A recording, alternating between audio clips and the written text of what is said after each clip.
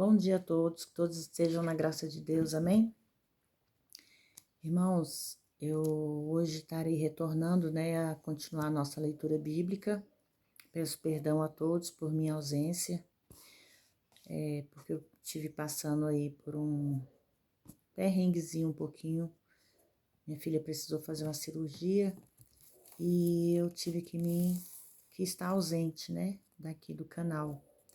Mas eis-me aqui, que Deus possa abençoar a nossa leitura bíblica, que Deus possa abençoar cada um de vocês, levando saúde, prosperidade e paz na vida de cada um, amém? Hoje nós vamos entrar aqui no livro de Miqueias, vamos dar continuidade no capítulo 3, que fala sobre os pecados dos príncipes de Israel. Versículo 1 diz: E disse: Ouve agora, príncipes de Jacó e vós, chefes da casa de Israel, não pertence a vós saber o que é justo? A vós que aborreceis o bem e amais o mal, que tirais a pele deles e a carne deles de sobre os ossos, que comem deste modo a carne do meu povo, e lhes arrancais a pele de sobre eles, e quebrais os seus ossos, e os repartis como para a panela e como carne no caldeirão. Versículo 4. O juízo sobre os príncipes de Israel. Então vós chamareis ao Senhor, mas não vos responderá. Antes esconderá a vós a sua face naquele tempo, porquanto fizeram mal nas suas obras. O juízo sobre os profetas. Assim diz o Senhor a respeito dos profetas, que fazem errar o meu povo, que mordem com os seus dentes e clamam paz, mas contra aquele que não lhes põe nada na boca, proclamam guerra contra ele. Portanto, se vos fará noite sem visão, e tereis escuridão sem adivinhar, e sobre os profetas por-se ao sol, e o dia se enegrecerá sobre eles. 7. E serão envergonhados os videntes e se confundirão os adivinhadores, e eles todos cobrirão seus lábios, porque não haverá respostas de Deus. Miqueias, um verdadeiro profeta. Mas eu estou cheio do poder do Espírito do Senhor, e de juízo e de força, para anunciar a Jacó a sua transgressão e a Israel o seu pecado. Irmãos, no versículo 8, quando fala em contrastes com os falsos profetas, Miqueias diz o exato oposto. Na verdade, nessa passagem, ele afirma 3 coisas que o Espírito Santo confirma. Cheio do poder do Espírito Santo, um correto julgamento da palavra de Deus e de força, que se refere a a unção pelo Espírito Santo que ajudava a entregar a mensagem. Amém? Os pecados dos príncipes. Ouçam agora isto, vós, os chefes da casa de Israel, de Jacó, e príncipes da casa de Israel, que abominais o juízo e perverteis todo o direito, que edificais a Sião com sangue e a Jerusalém com iniquidade. Os seus chefes julgam na recompensa e os seus sacerdotes ensinam por preço. E os seus profetas adivinham por dinheiro e ainda se apoiam no Senhor, dizendo: não está o Senhor entre nós? Não virá mal sobre nós? A destruição de Jerusalém e o templo. Amém? Portanto, por causa de vós, Sião será arada como campo. Jerusalém deverá se tornar montões de ruínas e o monte da casa como os altos de um bosque. Esse último versículo do capítulo 4, essa é a profecia pelos anciãos do rei Joaquim. Portanto, por causa de vós, Sião será arada como campo. Não se cumpriu quando Nabucodonosor mais tarde tomou a cidade, mas quando a sua destruição por Tito no ano 70 depois de Cristo. Nessa oportunidade, irmãos, o templo foi completamente arrasado com arados de fato, sendo passado sobre a terra sobre a qual estiver erguido. Amém? No versículo, vamos para o capítulo 4. a restauração milenar do reino de Messias. E acontecerá, versículo 1, nos últimos dias, que o monte da casa do Senhor será estabelecido no cume dos montes e mais alto que as colinas, e eles acorrerão aos povos. E virão muitas nações e dirão: vinde e subamos ao monte do Senhor e à casa de Deus, de Jacó, para que nos ensine os seus caminhos e andemos pelas suas veredas, porque a Sião sairá a lei de Jerusalém, a palavra do Senhor, a paz universal. E ele julgará entre muitos povos e corrigirá nações poderosas até as de muitos longe, e converterão as suas espadas em paz e as suas lanças em foices. Uma nação não levantará espada contra outra nação, nem mais aprenderão a guerra. As prosperidades universal, mas assentar-se cada um debaixo da sua videira e da sua figueira, e não haverá quem os amedronte, porque a boca do Senhor dos exércitos o disse. Amém? O compromisso espiritual.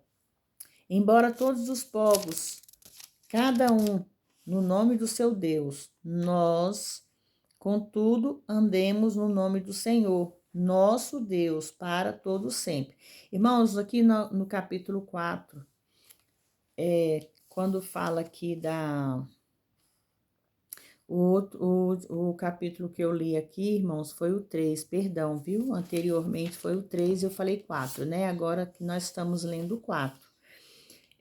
Sobre aqui o versículo 4, capítulo 4, versículo 5, o compromisso espiritual.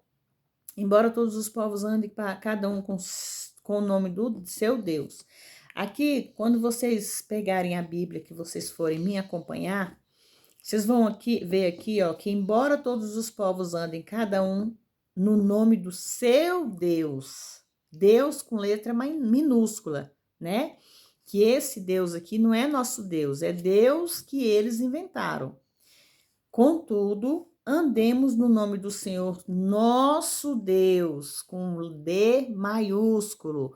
Na Bíblia, se vocês observarem, tem uma diferença, né, dos nomes do nosso Deus vivo e dos deuses do povo. O nosso Deus para todo sempre, que é o nosso Deus verdadeiro. Amém? A restauração de Israel, uma nação eterna sob o Messias. Naquele dia, versículo 6, diz o Senhor, ajuntarei que cocheia e recolherei a que eu tinha expulsado e a que eu tinha afligido. E porei o que cocheava como remanescentes e a que tinha sido arrojada para longe. Como uma nação poderosa, o Senhor reinará sobre eles no monte Sião e a partir de agora e para sempre. No versículo 8. E a ti, a torre do rebanho, fortaleza da filha de Sião, até te virá o primeiro domínio, o reino da filha de Jerusalém. O primeiro cativeiro de Babilônia, capítulo 9, versículo 9. Agora, por que gritas tanto? Não há rei em ti? Pareceu teu conselheiro e se tomou a dor como a da mulher que está em parto? 10. Sofre dores e geme filha de Sião, como a mulher que está em parto, porque agora sairá da cidade e morarás no campo. No campo chegarás até Babilônia, ali será libertada, ali remirá o Senhor na mão dos teus inimigos. Israel será restabelecido, o reino será estabelecido. Versículo 11. Mas agora se ajuntaram muitas nações sobre ti, que dizem, seja profanada as nações contra ti, que dizem seja profanada, e vejam os vossos olhos no seu desejo sobre Sião. 12. Mas eles não conhecem os pensamentos do Senhor, nem entendem o seu conselho, pelo qual os ajuntou como feixes numa eira.